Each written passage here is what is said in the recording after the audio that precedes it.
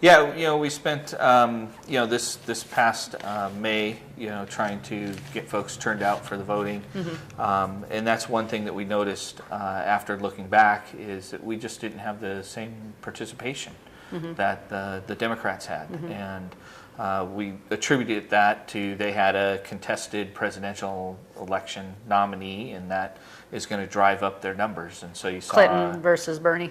Yep, Yeah. yep, and when that happened, versus our side of the ticket, and we had Trump and Trump.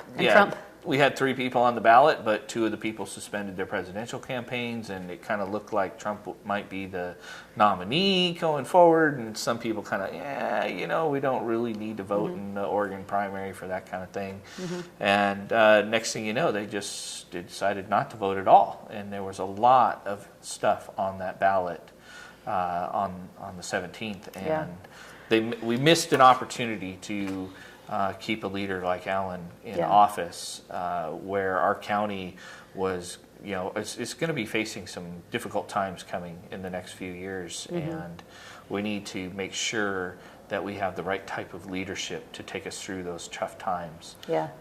Not just fiscally, but with a good mindset and a good heart. That they know that what they're trusting that what's going to happen is what needs to happen. Yeah, and a good heart, and somebody who has become friends with Alan, myself, and I'm sure you would consider Alan a friend as well now. You didn't know him necessarily beforehand, but now that but people who take the time to get to know him love him, and it's sad. The thing that saddens me about this is, he would tell me things. I'd ask him in detail how things were going, and he would go into locations, and the juvenile places, where there's, in the police department or whatever, and he would encourage the kids.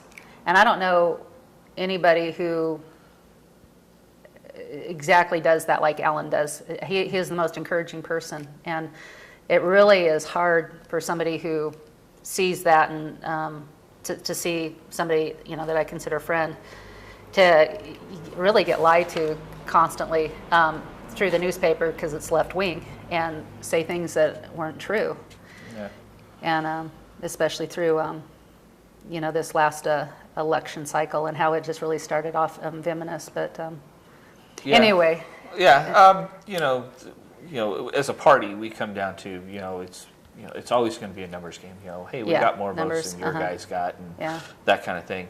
But we also need to take a look at, like you say, the fabric of what's being discussed by the media or by others within the community. And it's our job, as a party and as those candidates, to help shape that conversation.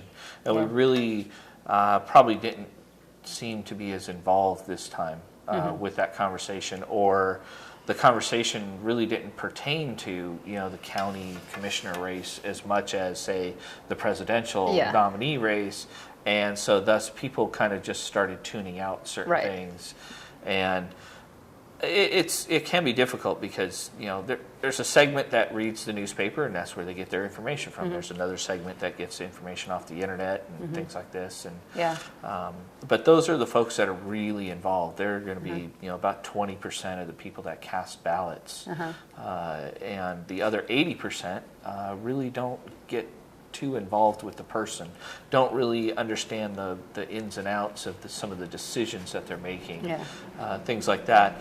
So what we, as a party and as those candidates need to remember is that 80% is what's going to win is going to be turning the election. Right. And we need to get those people to vote. We can't be having a 48% turnout when Democrats are running, a 58 or 60% turnout as a party. We're going to lose elections that way in this county. Yeah. So.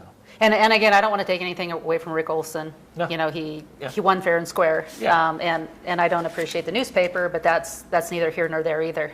There's a lot of people that would take the newspaper if they trusted them, and conservatives feel ousted by the newspaper and that, and but neither here nor there. It's the reason I wanted to just spend a little time talking about it like we are is because Alan really tried to follow God. And he was accountable to God, and he loved people. And he wasn't accountable to the secret society that's kind of an undercurrent throughout the county that really is on the other side of the aisle, to say. And people who didn't watch my last show can do that. It's well documented. But at any rate, nobody rejected Alan. Nobody rejected prayer. Nobody rejected that agenda. Or when I say nobody, as the conservatives as a whole, the party as a whole, and which is the majority of the county. Yeah. We have a higher voter registration. Yeah. So as a whole, that wasn't rejected. It was just the issue of the presidential race that led the race. And and so I'm saying that because I just want to encourage people that really do appreciate prayer, that don't have a problem, that they don't believe in separation of church and state, since our presidents have prayed throughout history and that, and so it started our nation, it's built our nation. Yeah. That anyway, I just want to encourage Commissioner Mary Starrett and Stan Primazich to keep going forward on what Alan laid the groundwork for, and we'll support you. Yeah, like you say,